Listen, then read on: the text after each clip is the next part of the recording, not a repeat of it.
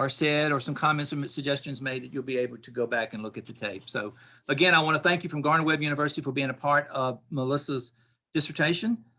She's worked very hard on this. I know she's chosen a topic that is of great interest to her, of great interest to us as we read the news and we pick up and we continue to hear about the plight that our LGBTQ students face in schools. So it's a timely report. And so Melissa, at that point, I am going to turn everything over to you to introduce, well, to tell us how you want us to respond to questions or answer questions. And it is all yours. Thank you, Dr. Stone. First of all, I want to say thank y'all for each and every one of you that's on my committee that have supported me, given me advice, helped me through this journey, because it was definitely a journey. And all the advice, it helped me out a lot to make sure my paper was top notch for Gardner-Webb. Thank you, Dr. Bull, for showing up as well and visiting. As far as questions are concerned, to make sure we will get through, I don't mind you asking questions while I'm talking, because that way we see it and I can get to it right then and there instead of wait till the last minute and have to go back and forth through the presentation. So if you have questions while I'm presenting, please go ahead and ask them now at that time. And I am going to present, if I can get this up and going.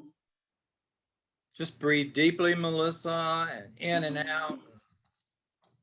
You got it.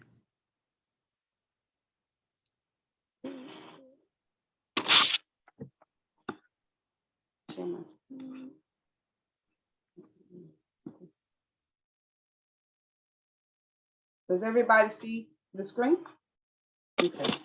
So the title of my presentation, my research, I should say, is the experience and perceptions of harassment with and discrimination of LGBTQ youth in South Carolina high schools. This was very important to me, important to me, because lately that has been a huge topic. It has been very, very well known. There are more, I should say, more coming out. They're more visible. They used to be, back when I first started school, you didn't know who they were, and now that's very easy. And I just wanted to know if they were still experiencing some of the issues that they had. When I first started teaching, they were quiet. You didn't know who they were. They kept hidden. You could tell, but they kept hidden. So I figured there was some issues with that, and they were dealing with this harassment and discrimination.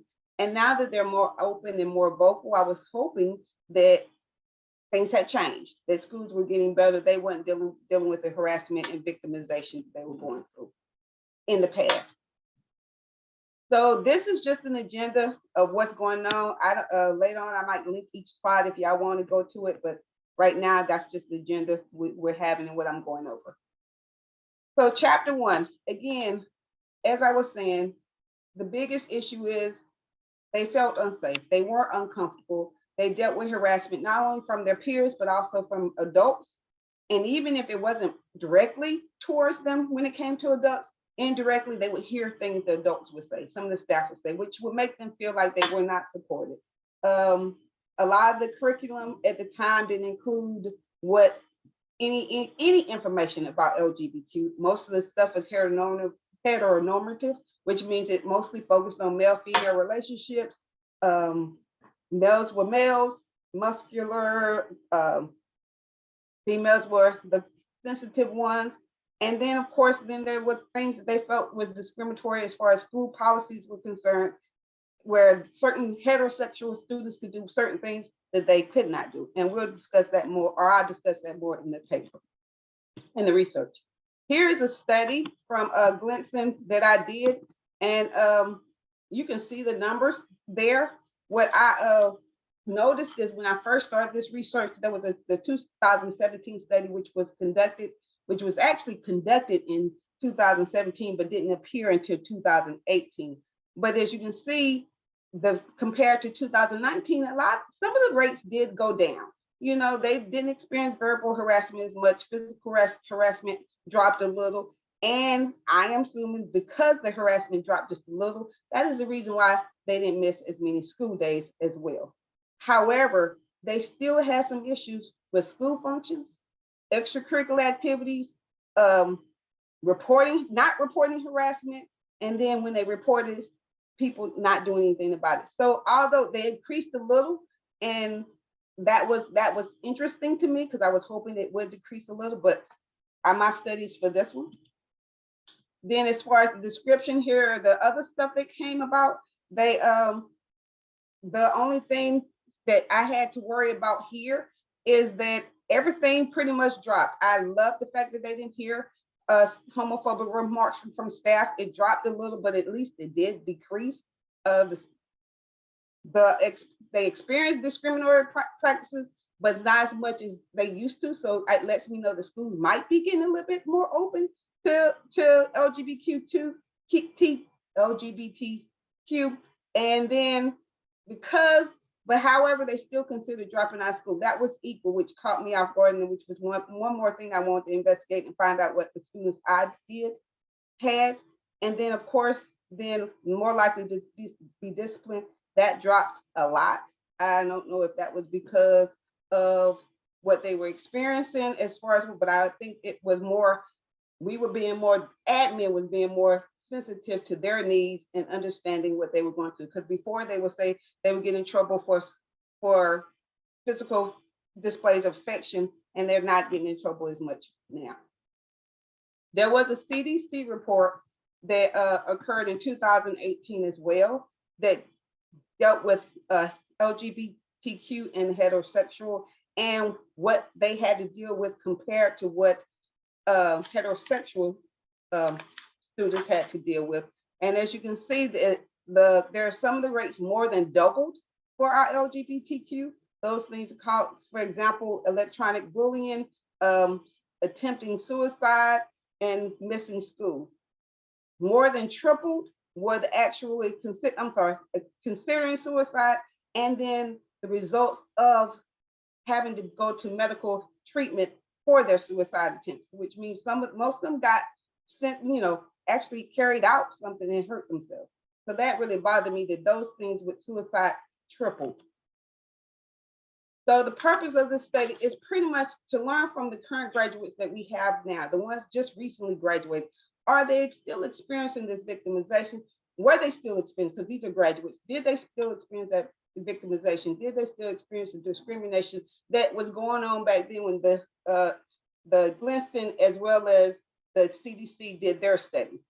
And if they were, what do they want, or what do they think is needed for our current LGBT students that are currently in high school right now? How can we support them so that they will not experience as well, maybe not as much, or at least a little, and feel like the school climate is inclusive and is safe, and feel better and improve academics? So there's my 3 research questions. The first one focused more on the experiences they actually had, what experiences with harassment, whether it be actions, whether it be words that they had with students, what they had with peers, that they had with their adults, coaches, teachers. The second question was about just the practices. What practices did they see at school? What school activity, what school events, what district things did they feel made focused more on the heterosexual atmosphere than the LGBTQ? And then last was more on my conceptual framework, because I wanted to know, how did they become successful? So number 3 was more on, okay, how did you feel supported?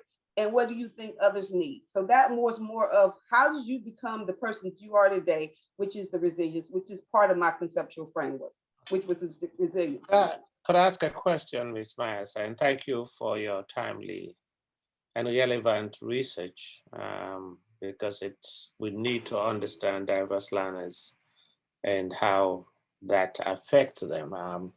The way you interpreted question 3 is not the interpretation I receive from the question. And the way it's written, it's written as if the former students are still seeking support for themselves, and it is no longer because for themselves. They are out of the school, and it goes back to the statement that you made. It's for the current students and future students to develop that piece. So what this group is saying, the question you're asking, how, from their perspective, how could schools support current and future students? That is my interpretation of, I think, what the question was leading. But your interpretation of it even is different from the way it's written, that it ties into your conceptual framework. So could you clarify that further for me? Because they are former students, the school cannot help them anymore. It helps the population of current and future students. True, but with the study and the research that I did, Dr. Bolton, I do want to say thank you for that comment and your question. But as I was saying, this is to feel pretty much what the question was, and the questions I put in my survey were based on what did they feel supported, and if they didn't feel supported, what did they need, or what do high schools need to do, administrators, staff need to do to help the students that are currently in and upcoming students that are LGBTQ in high school. So, and the way you phrase it is correct. It is for the future impact. And that's why we do research. We do research to make changes. And the way you just stated is, from their point of view, what should schools do to make schooling better for the current LGBT and future students? That's their role, to say, I experience X. If the schools have done X, Y, Z, it would have made my experience better. Therefore, I'm asking the schools to do X, Y, Z to make it better for those in now and those to come. So it does not change your research outcomes, but I think it just reinterprets this question to say, not the future students are looking for how schools should help them, but from a conceptual case study, help us because they are students like me.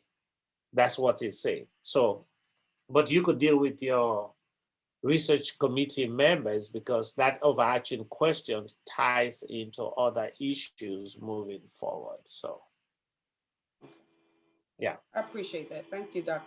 You're so welcome. Right.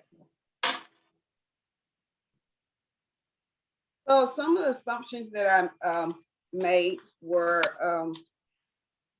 the participants understood the survey and the survey questions and were freely answered them without hesitation.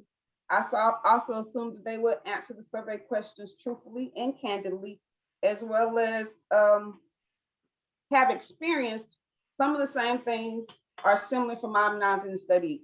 So in other words, if they're going to answer these questions in the survey, they all had the same, some type of similar experience, some type of harassment, or experience some type of victimization. And last but not least, they're sincere and had a sincere interest in the study, otherwise they wouldn't probably answer the questions. The delimitations that I had was, my topic was very specific. It was about experiences for above LGBTQ students, high school students, and graduates. It only included those that were living in South Carolina. They were self-selected, and because they were self-selected, because they had a choice. I didn't pick anybody. They were able to do the survey. It was a link. It's not going to represent the entire LGBTQ population. And then my sample size does not represent everybody, because as you see, once we get further in, my sample size, by the time we finished the survey, I only had 17 people who actually completed the survey completely. More did it, but they didn't all complete it. Limitations again. Did someone ask a question? I'm sorry. Limitations again, the sample size was small. I only included those who was 18 to 24 who attended high school in South Carolina. I only included participants that had experiences and encounters with homophobia or discriminatory and victimization, and how well they were doing and how well the school was doing as far as an inclusive environment. It was a purposeful random sample, because as I said before, purposeful because I was looking for the LGBTQ students. Random because I didn't select them, but I did ask them that if they knew others that were LGBT, and they had friends that were high school graduates that actually graduated from a South Carolina high school, then please send them the survey link. And then last but not least, the research questions were based on the participants' experiences, not everybody else's. I asked them specifically what they were going through. So therefore, other views were excluded. Anybody who was not LGBTQ or anybody who was still in high school, all those views were excluded. I think you need to add your exclusion clauses to that piece, because when you speak it, I mean, it's in your dissertation. So, but if somebody is listening, they may not understand that there are certain restrictions you put, like if you are taking medication or something, or you're going through crisis, or I mean, there are a list of 4 or 5 exclusions that you added to it, which added to the restrictive nature of your selective purposes. I mean, it's in the dissertation. I'm just saying, if somebody were just listening, it would just be like overarchingly anybody who says, yes, I'm willing to come in. But if you're taking treatment and you're on medication, for whatever reason, you cannot be part of the study, correct? Correct. Correct. And so the exclusion clauses that you put to limit who could participate without additional issues. Okay. I just wanted to state that you make probably it needs to be written in there, because I read it, but you did not add it as part of the criteria of the selection of purposefully selecting folks who did not have any extra fringe issues that they could bring in outside of just being that. Okay, I understand. I got you. I understand. Yeah. Thank you. You're so welcome. Okay.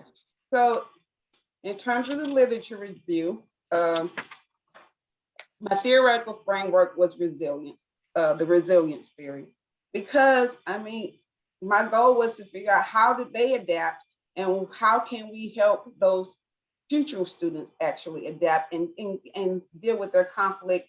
What do we need to do to help them deal with that conflict? So resilience theory pretty much says the ability for students when they're dealing with conflict to get through it, to successfully get through it without facing anything else and dealing with that adversity. So we all have to overcome risk. We all have to overcome strategies. Some of us do it better than others. So how did they do it better? How did they become successful? And they were able to do it and deal with what they had to deal with. How they become healthy adults. That was the point of this. Heteronormativity was one of the new words that I heard, but it makes sense. Heteronormativity came out during the common school movement in the 19th century, which pretty much said the cornerstone of sexual orientations, the sexual system was heterosexuality. It was males and females, masculine and feminine, and your sex sexual orientation had to be sexual, and your sex depended on whatever organs you had at birth. So one of the things I wanted to talk about is the LGBT. First question in my survey was about their high school experiences. What did the literature say about LGBTQ's high school experiences? One of the things they said is school climate is very important. It pretty much, and it does, it defines norms, it defines their expectations, it defines school values. It can impact, depending on the type of climate, whether it's positive or negative, it can impact academic levels as well as social and emotional well-being. According to the Glenson study, approximately 80% of LGBTQ students felt unsafe. And that was in both studies. That was around by 80% in both studies. And at school, mostly because of personal characteristics, socioeconomic status, race, ethnicity, and religion. However, 69% of them felt unsafe because of their perceived or actual sexual orientation and gender expression. And perceived meaning what others thought their sexual orientation was and what they felt unsafe by that way. Not all staff addressed homophobia, so it also made them feel uncomfortable, especially when those comments were made in class and the teacher either didn't hear them or didn't address it. when it was present, and they thought the teacher heard it. Students said that only 14% of the students said that teachers always intervened every time they heard it in class or heard it in the hallways. And then they noted that students would hear staff making homophobic comments, but as I said earlier, most of the time they were talking about somebody else or about a situation. They were not, and to another, they weren't actually talking to other students. The next thing was the homophobic comments, which is why I told you 54% heard homophobic comments, whether it was from students or staff. There's a percentage where it says 76% of them said that was dismissed. In other words, staff ignored it, or at least told them to ignore it. It was, don't worry about it. And then 47% of them didn't actually intervene. So that left the 90% of them felt like they were just being excluded from activities. And one of my participants actually said that people would not work with him or her because of the comments they thought he would or she would make. In terms of school district and policies. Melissa, could we stay with that first piece? Which one? Where you want to go back? No, yeah, I mean, you could just hold right there, and Okay. I just want to interject. I know we may get to that. When you did the demographic of these participants, what is their professional level? Did you ascertain that from them? Not in this study. I did not ascertain. I did ask about the demographics of whether they were in school or whether what. In one of the questions I asked about post-secondary education, but Yeah. as far as their professional life, no, I did not ask that question. So what did the post-secondary tell you about that? Post-secondary situation told me that a lot of them, that some did not care. And I had about 2 or 3, I think, that actually did not care about their study, about their experiences, and was excited to go to school only because they felt like it would be different. And as you get older, more people get more understanding and are okay with the situation, and felt like that it was only a high school issue. And then some of them, because of their experiences in high school, either did not want to deal with education at all, or did, I don't want to say destructive acts, but acts that either hurt themselves, or one girl actually participated in more sexual activities and ended up getting pregnant, which stopped her from going to school. So it was just, yeah, the reason why I asked that question, it's relevant, and you're doing a good job. You're an advocate, and sometimes when we are advocates, our passion skews us to where our advocacy leads us. And that excitement really skew our thinking because we want a defined outcome for what we do.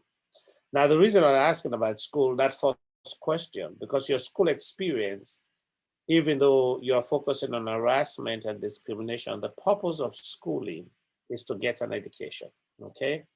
So if you're truly an advocate, the literature on the impact of the education itself is relevant to this discourse. You're doing something, we can't just separate your social, cultural life and forget about your academics. The reason kids go to school is for academics. And if who they are and what they represent is affecting their educational experiences, as educators, it is our responsibility to make sure that is a priority. Your literature eliminates that. You did not talk about what the impact of this is on the students' learning. And that's why I asked that question. Because if it is impact them to the point that they skip school, don't come to school, we know their academic is not being addressed. And so if you want to ask school district to say, let's take care of the EOGs and the EOCs and the SATs of these students to go to college, I don't want you to miss the point right here, because that's why, I may send you a lot of stuff. I really don't want you to miss the point, because these types of research I feel are far between. And when we do them, we want to do them with such accuracy that it sends the message that the kids we send to school are not being educated. You know why they're not being educated? Because who they are. And districts, wake up. Your research did not address the impact of harassment on the academic outcomes of your students. And as I was reading, I was praying it's in there, but you truly did not. And I'm not saying you have not done a fine research. So that section could be filled out, but yeah, because like I said, these kids don't want to go to college because they fear it may happen again in college, even though college is more liberal. But if all of this is affecting them, they are brilliant students. And if they become deviant or move into the wrong path because schools have not addressed their schooling, we are failing these children in many ways than just harassment. We're not giving them education. You know, I mean, and you could add that to your next level of what a study should be. I'm not saying you have to overhaul everything, but being a passionate advocate that I sense in you, I want it to come out the best way to say it's not only about harassment, it's about the basic purpose of schooling, academics. They're not getting it because of this issue. Okay? Okay, I appreciate that. Thank you again. Yes. As I continue, some of the other school district and policies and practice was curriculum. Most of the curriculum that students were going through at the time was mostly heterosexism, which means if they have positive role models and messages about heterosexual, I guess, ideas, but not about LGBT communities. There was very few images about that. So they felt like it wasn't relevant and pedagogy for them. The lack of that inclusive LGBTQ curriculum, students felt silenced. They felt like that, or they felt like the information that was presented was false or done in a negative light. They felt males were always, it was said that their males were always more aggressive, they're competitive, they're confident, and the females were more nurturing and compassionate. Males could not be in dance programs because that was more of a female activity, and they couldn't be in cheerleaders. Females could not be in sports, play certain sports that was, and if they did play in certain sports, they were labeled a lesbian. So the curriculum had to be relevant, and it needs to be relevant in order to improve their academic performance, foster some cultural competency for everybody, as well as create an inclusive classroom and environment so everybody knows everybody and understands that everybody is different and does not need to be harassed or felt like they were less of a person. Yeah. Another one. Could I just add to that what you just said? Everything that you just said is true, but it's more of a commentary than a literature. And we have to be mindful of how we do the literature if we don't support it with literature, which is the case in your chapter 2. In your chapter 2, yes, you make these comments. We know it to be true, but you are not an author, you are not an authority in this field to make those judgments and those comments broadly. Now you have to find who are the folks saying this. And if you find the report that I sent to you, you would see HDKY a lot in. How do you know this to be true? The only way you know it's to be true is to cite a research of somebody who said it, or a newspaper or a journalist or somebody, but Melissa cannot say this. You are not the author or the expert in this discipline. And your location and your experiences does not give you that power to make it in your literature review. If you understand what I'm saying. Yes, I so do. Some of these broad statements that we make, if you make it in your chapter 5, then you have the leeway. Don't make it in your chapter 2.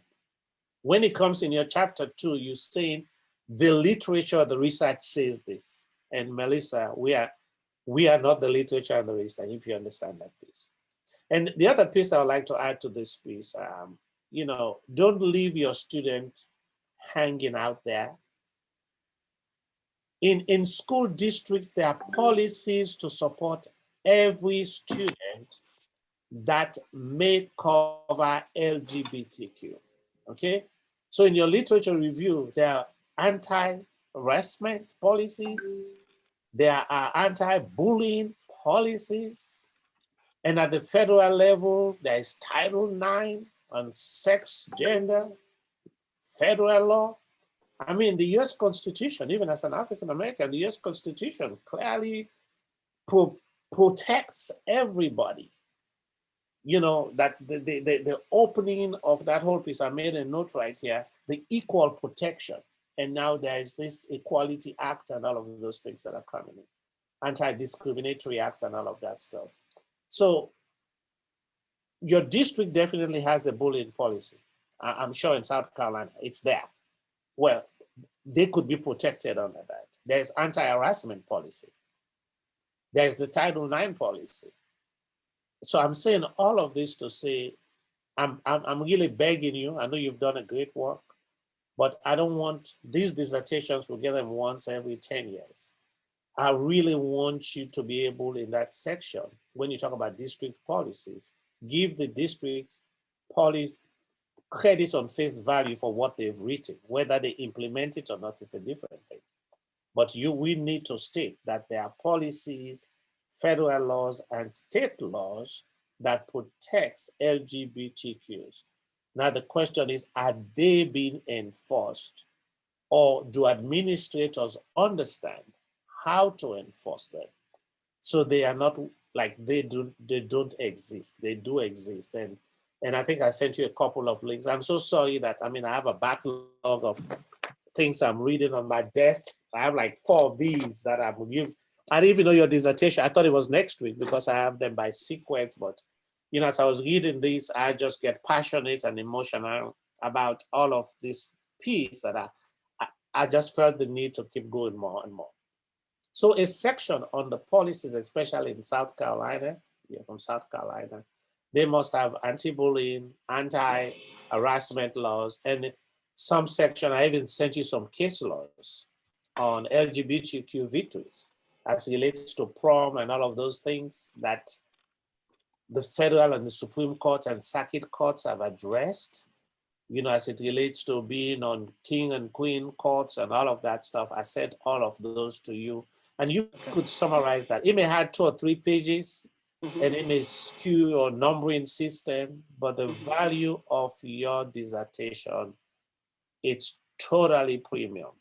And I don't want you to see this as work. And I'm appealing. I mean, I'm making suggestions. Your committee could say, you know what, don't listen to Dr. Koo.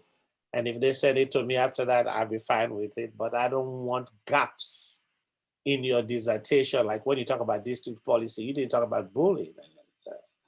I'm just going on my soap opera. Okay, continue. I think I'll keep quiet after this. Thank you, Dr. Bull. I appreciate it. I really do. Yeah. As you were talking about that, there are district school policies that that set the tone for school culture and define what is forbidden and what is acceptable. And yes, South Carolina does have our district, I know for a fact, and I'm pretty sure we all have to have a bullying protocol, as well as to address bullying protocol. So the fact that we have one at our district, the state of South Carolina, I think they do send a message that harassment and assault cannot be tolerated. It helps students be respected, which is one of the reasons why I think some of the numbers dropped for us, or maybe have dropped for us. But we do have that policy. Administrators are trained, and they know, and we're trained every year on the bullying protocol and what we need to do. So not to give you extra work, you could summarize that in a paragraph or 2 and put those policies in your addendum so that you don't have a whole lot of work to do in rewriting policies. You could reference them in a small paragraph to say there are federal, state laws, and school policies to support all students, and these policies support LGBTQ students. Now, when you get to your question 3 in your analysis, this is where now you could take to task the lack of implementation of following state and district policies to support LGBTQ students. But don't put it in your literature review. Wait until you have the freedom for analysis. In that section, you could now take it to task to say, yes, the students are saying they need more training and all of that stuff. It's not that they need it, it's implementation. Because if you train the administrators, teachers, and assistants well, they should be able to implement policies, not just to protect, but just to follow the policies that are in place to ensure these students are not harassed or bullied. And there are federal laws to say you cannot play tennis because you are a lesbian. That's Title IX, right there. That's a violation of federal law. And that school could be sued, that student could take a legal action against the school immediately for those reasons. So are they teaching about Title IX?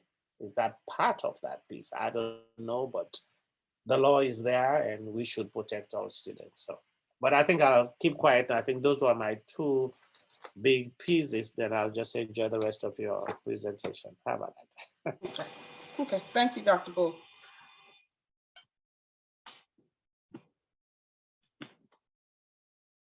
As far as academic achievement, nearly the research that I did, nearly 3 times as many LGBTQ students missed school due to negative experiences. 72% experienced high levels of discrimination and harassment, and therefore had higher levels of depression and lower levels of self-esteem.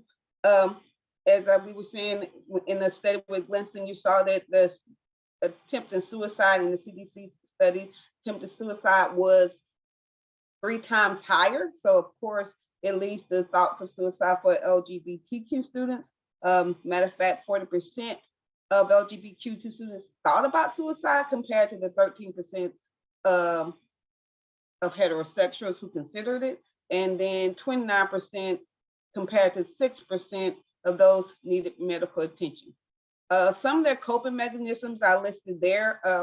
GSA, which used to be called the Gay Straight Alliance, but recently changed their name to Gender Sexuality Alliance. That's one of the support organizations for LGBTQ students, but it's for everybody, it's not just for them.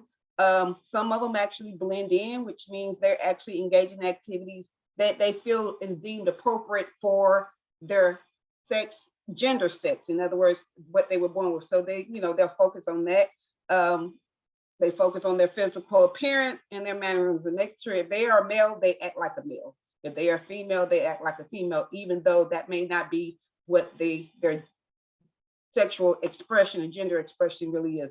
And then of course there's separation, which means they don't get involved at all. They pretty much isolate themselves from any activities that would make them feel uncomfortable. So in chapter 3 is my methodology. That is pretty much my research design there.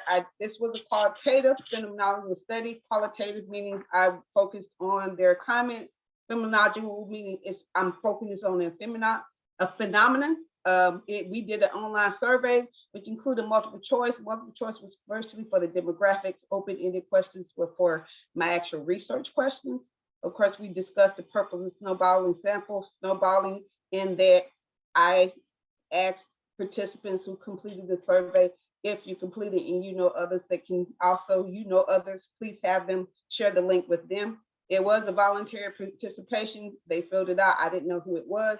And then of course, Gardner-Webb has a Qualtrics program for students, and I use that to record and create my survey. Melissa, I did just want to say you did a really good job of explaining the snowball sampling in your work.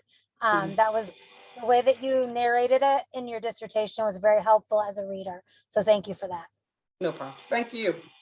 I'm sorry I forgot to correct this, but at the time when I did this, I was expecting 10 to 15 participants, but with the snowballing sampling effect, I ended up getting 17. I actually ended up getting 21, but again, several of them did not complete the survey, did not submit it. They started it, but they never submitted it.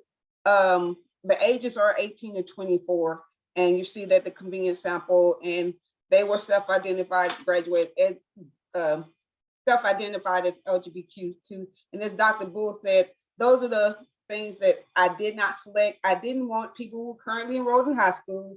I didn't want anybody in treatment or felt like they were suicidal. You know, I wanted somebody, I wanted more healthy adults, but I still understood they had some experiences.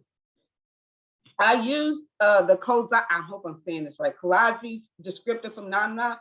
I kind of modified it because I had a small sample. I exported the survey responses to Excel, but I did organize my Excel spreadsheet where that demographics was separate from each question. So each question was a tab, so I could actually just focus on that question where I could get my clusters and my themes going.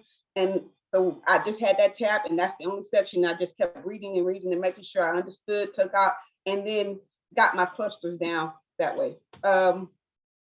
My survey for internal validity, to make sure that my survey was valid, and that I had to produce reliable and meaningful and positive data from participants. It had to be accurate and reflect the circumstances.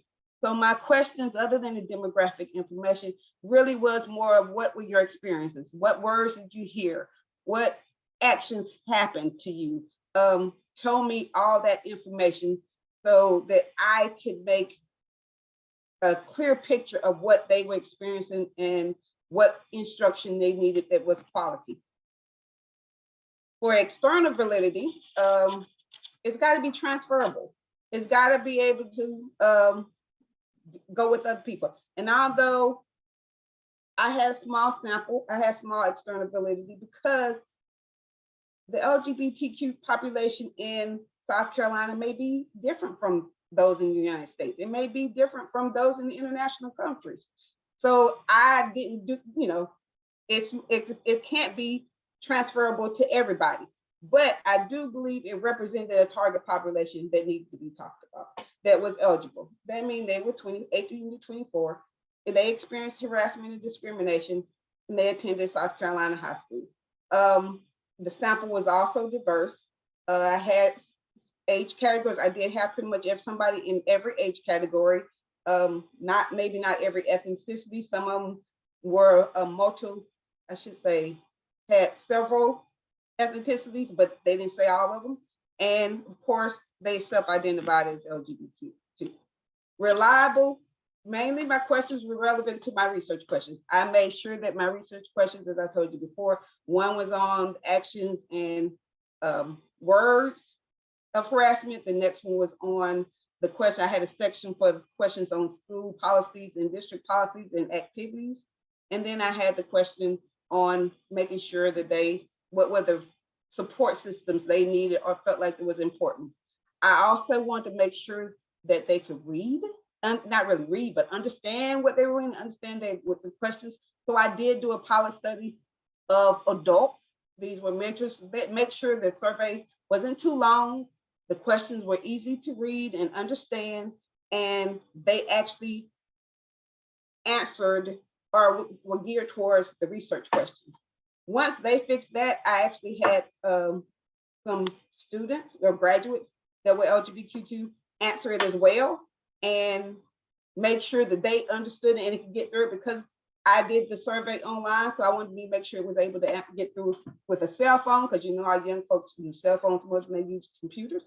And it looked good and they were everything. So once I got it okay and everything was edited to make sure it looked right, then I was able to give it to our other students. I also wanted to say that none of those people who looked at the survey, any of their information was not included in my research. They weren't even, that information went to another flash drive locked up. They're not in there, but it was only for me to make sure that my survey was testing what it was supposed to test. So chapter 4, my results. So this I am going to do based on questions, each research question. One of the first sections, which was section 3 and 4 after the demographics, was what actions and words did they experience? My response rate was low, but the things that I got was detailed. I was very happy that at least 1/3 of those respondents who did answer survey didn't have any negative experiences at all. It could be because, and then, you know, some didn't answer the questions at all. I attributed to either they didn't even have any negative experiences based on the way the question was asked, because it did say, as you see, what harassment experiences did you experience in high school? So they may not either had it or they didn't feel comfortable talking about it.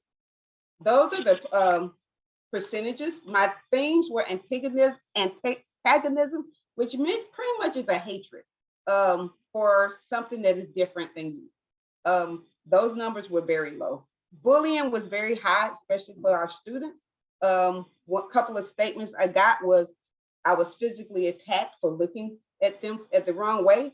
And one student heard, I didn't want to catch your gay. Gender conformity is about exactly what it sounds like, being somebody you're not. You're conforming to the gender that you're supposed to be. In other words, if you look like a male, you conform to what males are supposed to do. And if you look like a female, then you conform to what females are supposed to do. Some people in my study, some of the comments were they altered their appearance and changed their sexual orientation by dating opposite sex. They wore uncomfortable clothing. In other words, it didn't feel comfortable to them. They didn't make themselves stand out. In other words, not to get judged, they wore a lot of black.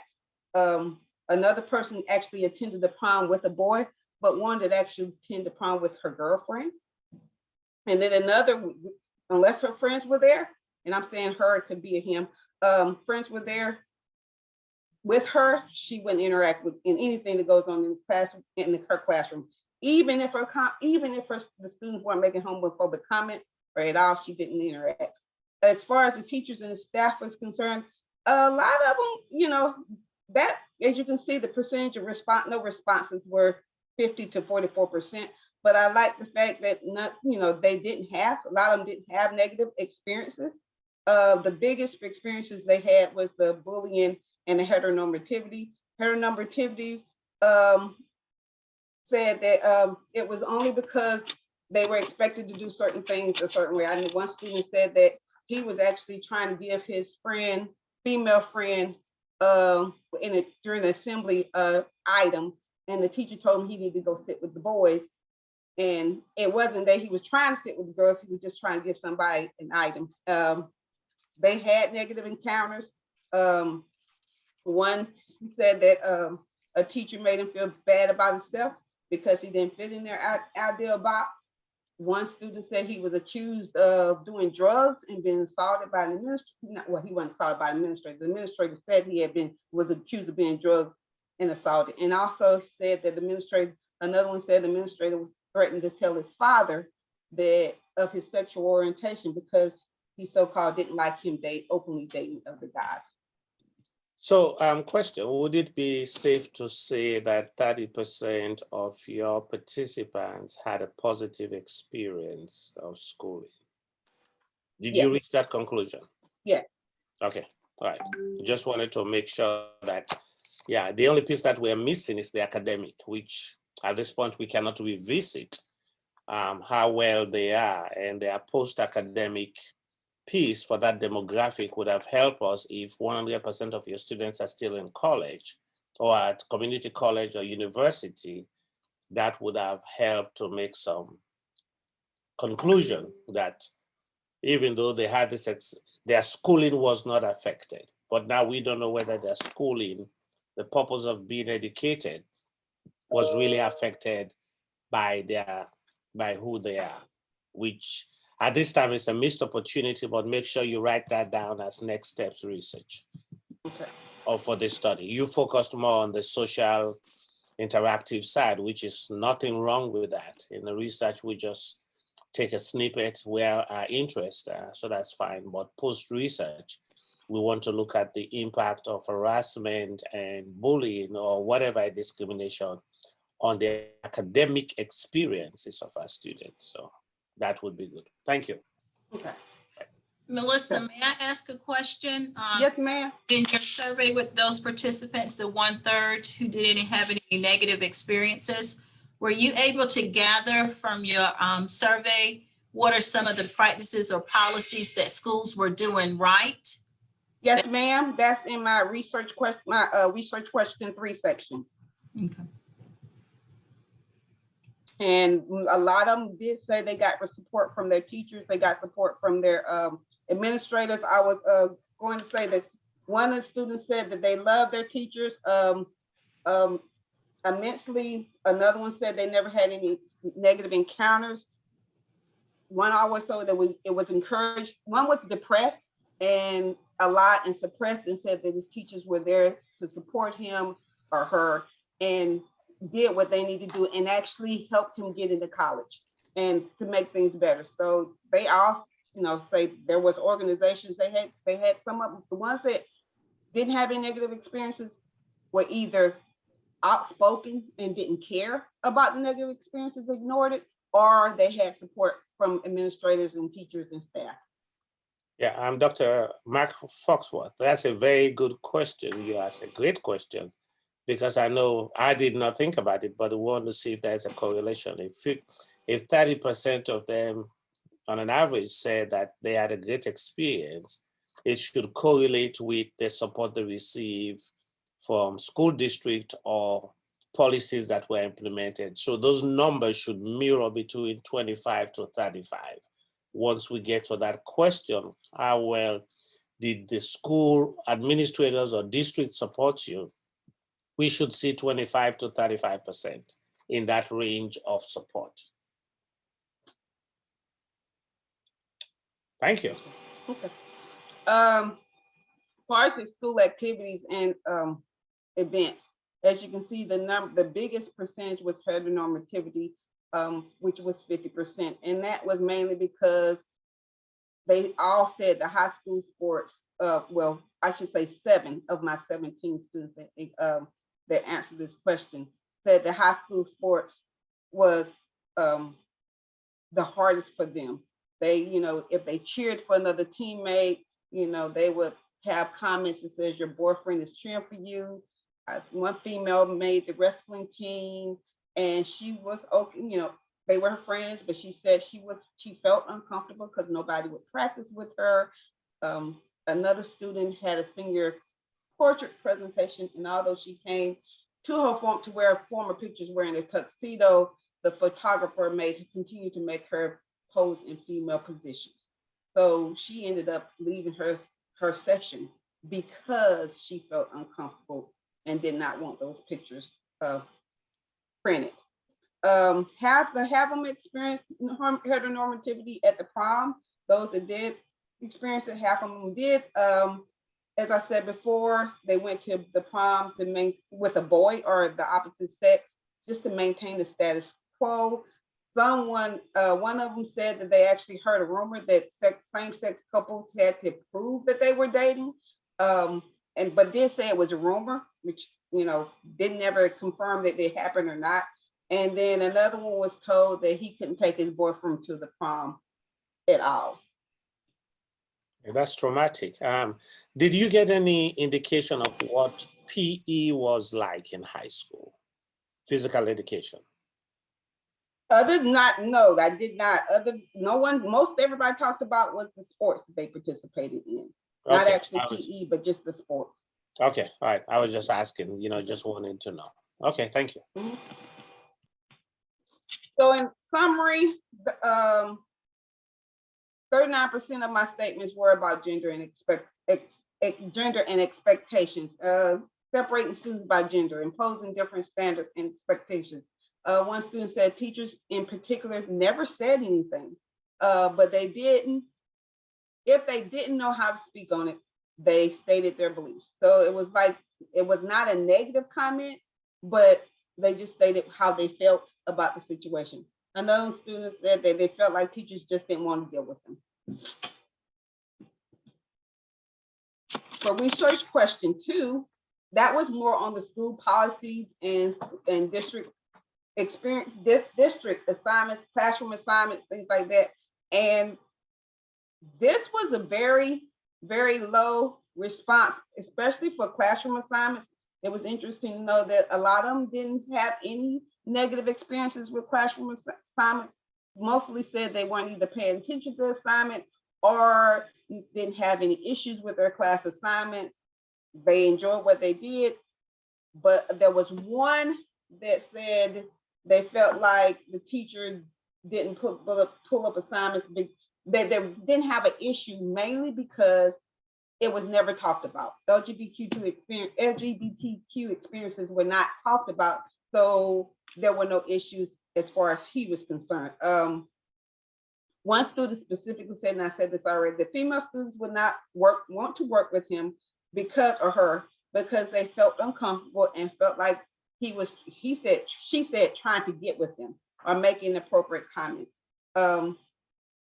Others didn't feel comfortable without their friends, but I've already discussed that as well. As far as classroom activities and school policies, unfortunately, out of the 17 that submitted the survey, only 7 actually responded to this question. And those 7, 57% of them actually encountered heteronormative opinions and actions from school staff and administrators. Some of the statements they made were there are times when guys were required to sit together during assemblies. The PDA rule, which is public displays of affection, was told that he can't display affection to their lover or with a hug or a kiss and even hold handing, but it seemed like it was forbidden when it came to LGBTQ. The summary for chapter 2, I just want to give you some of the other quotes that they gave to me. As you can see, it was a low response rate based on class assignments as well as school policies. But some of the reasons, one of the things that was said is they were involved in all things they wanted to be a part of and had no issues with them. Another student, as I told you, said there was a little discussion about alternative lifestyles during classroom assignments. The biggest exclusion was being judged by teachers. And then another one said LGBTQ people weren't respected and didn't feel comfortable being themselves. Research question 3 was more on my conceptual framework because it talked about how they felt supported, what happened to help them feel supported, and what recommendations what should we go through further. This was a little bit bigger response rate, 44% of them actually did it. And some of the things that came out of this are support systems, in other words, LGBT organizations or safe spaces, coping mechanisms, and academic performance and aspirations.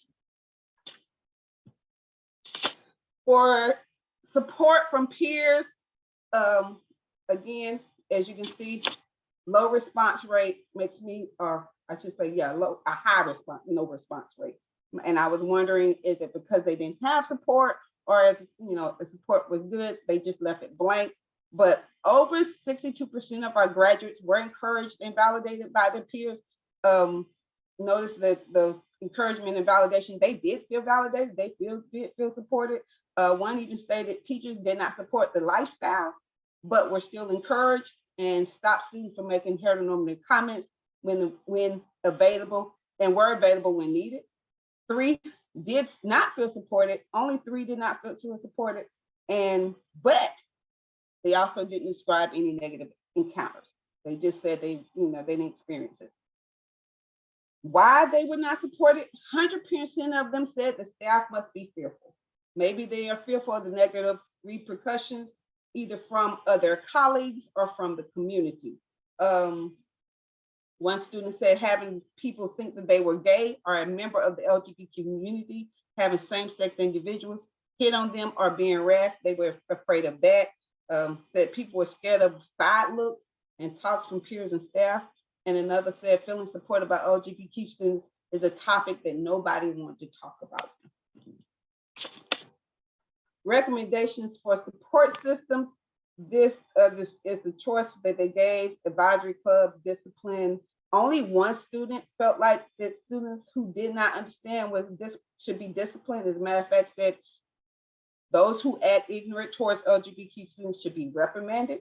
3 participants believe that students and adults need to be educated about various lifestyles in LGBT and the community, because they should and encouraged to stand up for themselves, accept people who are different, and feel comfortable about discussing various lifestyles.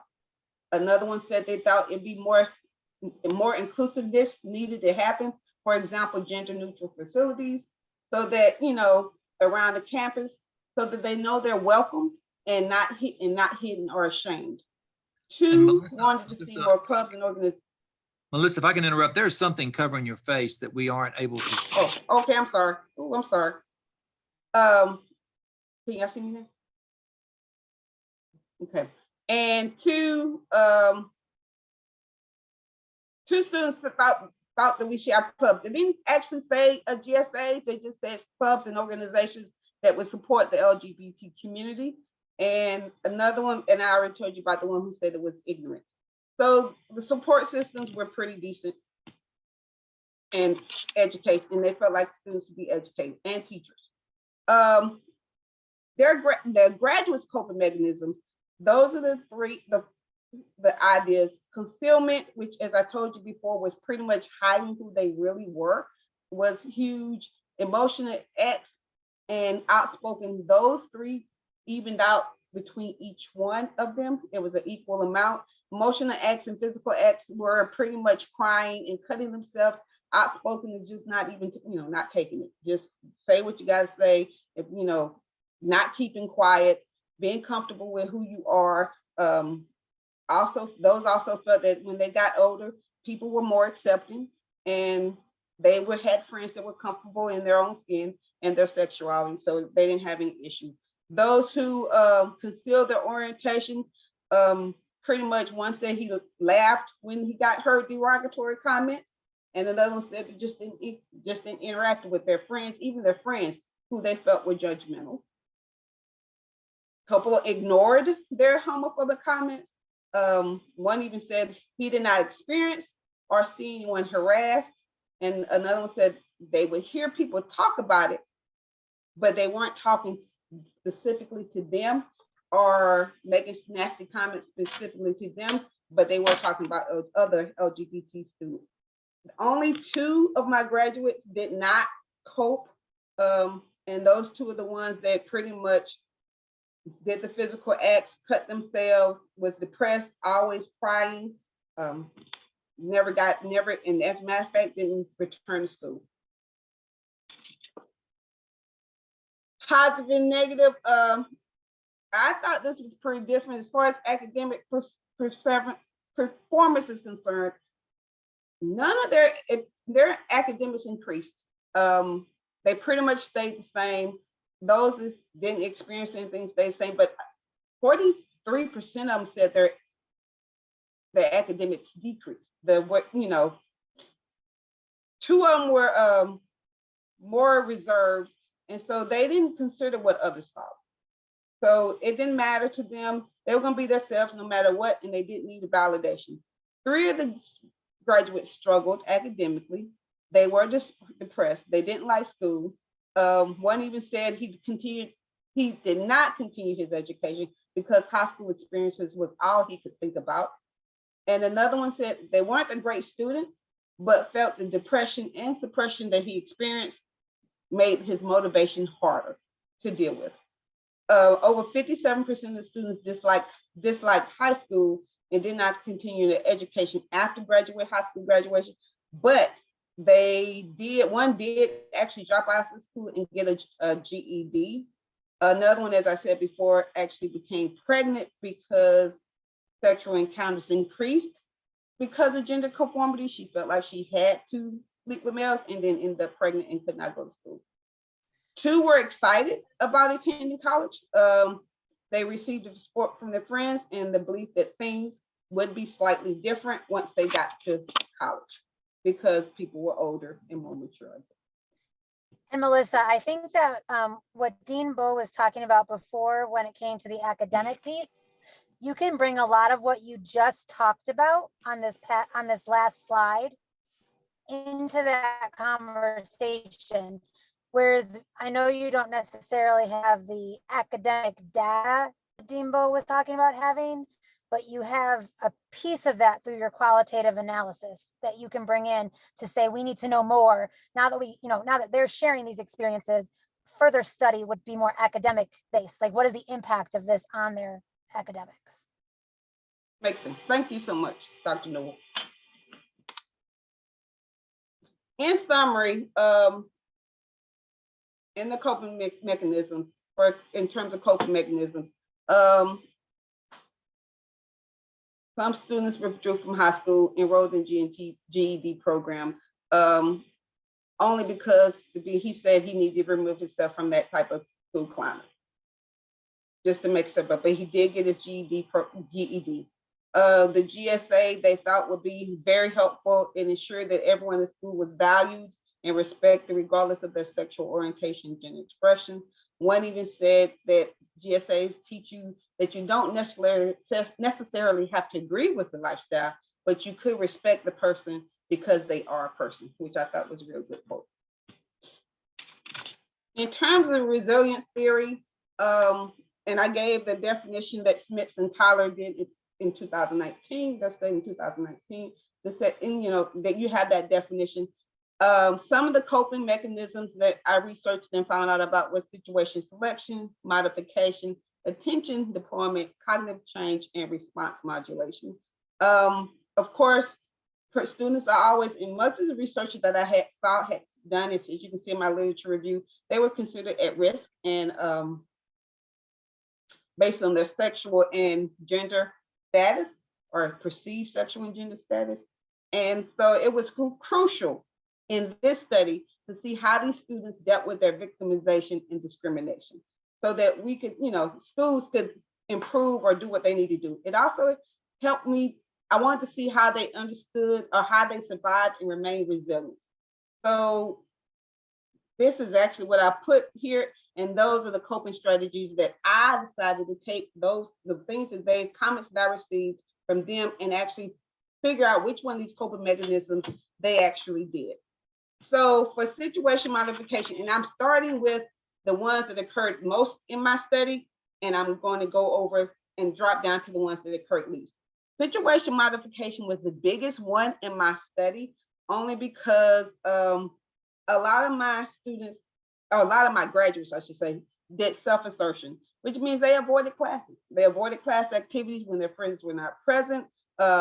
They kept their lives private. One of the graduates said, "I don't share my happiness with others who may be judgmental."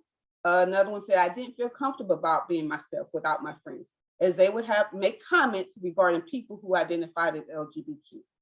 Others were the 29% of them was problem-solving attempts. These are our outspoken people. Either they don't have a problem with confronting the harassers. They don't have a problem with standing up for themselves. One of the students actually said, "I was quick to speak on it. I am not known for keeping quiet," and also went out in front of the state senate at one time. Another one took control of his identity, refused to be bullied by his classmates because of it, and he was also comfortable with the lifestyle he was living. Response modulation was the next one. This usually occurred after the student dealt with emotional or harassment or victimization. And it also was one of the most, for me, I would think the most detrimental, because they're hurting themselves. It's either substance abuse or some physical stuff abuse. I had one graduate that actually participated in cutting, and because they were depressed. And then I had another one that said they couldn't stop crying. Situation selection is pretty much not participating in class activities at all, staying away from everybody, just avoiding any area where you saw there were going to be some problems with homophobia or discrimination. I had maybe one or two graduates that dealt with that situation. Attention deployment is, I had only one participant that dealt with attention deployment, and now that just means is you find something else to do. Something that makes you feel happy, makes you feel comfortable being yourself. It could be an action activity where you're by yourself, like a swimming and reading, or it could be, just ignoring the negative comments in general. And then cognitive change is, and when I first read that, I thought it was like gender conformity, but it's not. It's just pretty much you deal with it yourself. And you deal with it in a positive attitude. It's like, okay, I need to look into myself and see what needs to be done. You keep to yourself, but you have that self-reliant attitude, like it's going to be okay. Everything will be fine. and you go through to the next day. You don't hurt yourself, you don't cry, you just have a, you just say, I'm gonna ignore it. So chapter 5, my discussion, start with school climate. Pretty much one of the recommendations they did, which was the last section I asked for, is to give me some recommendations. And as far as my research, I look for recommendations based on what they said. According to the research, some of the things that would be nice to include is to find a way to get them to interact with others. Games, contests, tutoring, meeting new people. I like the fact of single lunch periods, but our school does that as well, where they can interact with other people that they want to, that they feel comfortable with. Also, we have it where they can eat wherever they want to. So, allow them to have more than one place to eat. They don't have to eat in the cafeteria if they don't feel comfortable. Allow clubs to run during that lunch period. It encourages participation. They may, maybe there's a teacher that could do an activity or a type of club, make them feel comfortable. Students also get to find new interests because they find out that teachers have those interests. And once they have more teachers, the more they can build that relationship with that adult, the more they may feel safe, they may feel connected, and that will help them feel better about themselves and give them that resilience that they need in those coping mechanisms.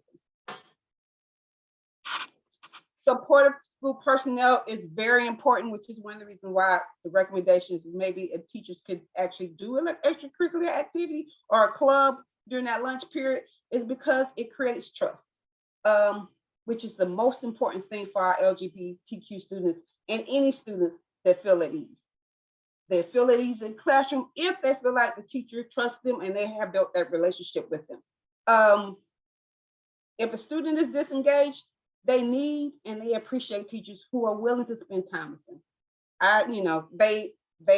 The participants in this study who had positive comments about their life experiences had relationships with the school staff. As I told you before, one student said, I love the teachers I had. One even said they supported them during the depression and suppression and helped him go to college. That standard has to be established though. We have to make sure that both students and teachers are aware that such a behavior of harassment and victimization is not condoned. That's part of the school climate. Maybe during the first week of school, you learn, instead of going straight into the content, start developing those relationships, start figuring out who your students are and let them see who, let the teacher should see, let them see who they are. It doesn't have to be personal information, but build that relationship where you're not always talking about your content. Again, one last thing, important practices that do not embarrass you or single out students. Everybody should have mutual respect for each other. And once you have that mutual respect, you build a better relationship with the student and the staff member, which makes people understand that everybody is treated as equals. Melissa, just one other thing. I'm trying to help you find ways that you can connect that academic piece, and this is another great area. Okay. There's a ton of research out there that says that relationships, like when I build relationships, there is a positive academic impact. So you might be able to bring that into your recommendation as well, very easily quoting, one or two research articles to support that. Okay, thank you. Yep. The GSAs was another way to help students, LGBTQ students feel a sense of belonging. These are student-run organizations, student-run, but of course, there's adult advisor over them. But at least it brings the LGBTQ student as well as other students that are not LGBTQ together, and they can build some type of community and organization. They get to learn about everybody's issues that may impact them. One of the students who I'm assuming that school had a GSA said students are encouraged to stand up for others who are being teased and taught that you don't necessarily have to agree with the lifestyle, but you do have to respect the person because they are a person.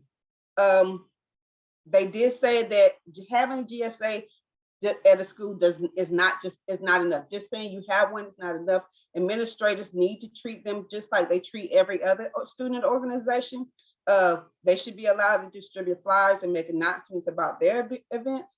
anyone should be able to attend the club, but it said the administrators should also introduce themselves at club meetings and urge students to, come speak to them if there's some issues and to listen and actually do something. And another one, but because if they don't, one stated that there were LGBT clubs, but they weren't respected, and they didn't feel comfortable being accepted. And it could be because of the fact that the administrators were not there. I didn't ask why, because as I said before, this was an anonymous survey, but that would be an interesting way. Is it because the administrator didn't support it, or it wasn't there, or they just didn't feel supported? The last suggestion was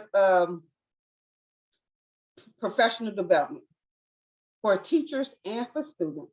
That included workshops where maybe they had teachers and a GSA panel that can have in-depth conversations, present solutions. It gives them a place where they can speak out, and they can talk about their experiences. And I feel like hearing their stories would help the teachers understand their experiences. And it's great to hear them, and hearing them is better than just reading them. And it allows them to reflect and hopefully improve their practices in class and have an inclusive curriculum. Academic endeavors, which we've already talked about, pretty much our students, the students that I shouldn't say students because they're graduated, those that actually decide to participate in post-secondary education refuse to let any homophobic behaviors or attitudes stop them from pursuing their goals. They felt like it would be once they moved, it would be better. These are the outspoken personalities. They did what they want to do, and it was not going to stop them from becoming, going to school. And we did have a few that actually went to school. As far as future research, one of the things I thought about is compare these to the others to see if similar or comparable solutions are in it. In other words, replicate the story for the students who are currently in high school. How are these experiences changed? How are they different? Are they the same? Just to see what is going on today. As I said before, I did it with graduates, and it may have changed since they've been in school. Second thing is, many participants in this study were high school graduates who did continue their studies after graduation. So as y'all was saying before, understanding that intrinsic motivation, what did they need? What did they have to give them the strength to continue their education even after the things they experienced in high school? And how could we help students avoid problems like dropping out of school and engaging in self-destructive activities? This data would add knowledge to how to provide that institutional support for those students that are currently in school.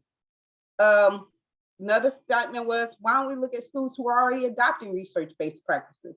Those who are already providing a welcome environment for staff and students. Interview the teachers, the students, and staff, non-LGBTQ. This one only interviewed the actual students, LGBT graduates.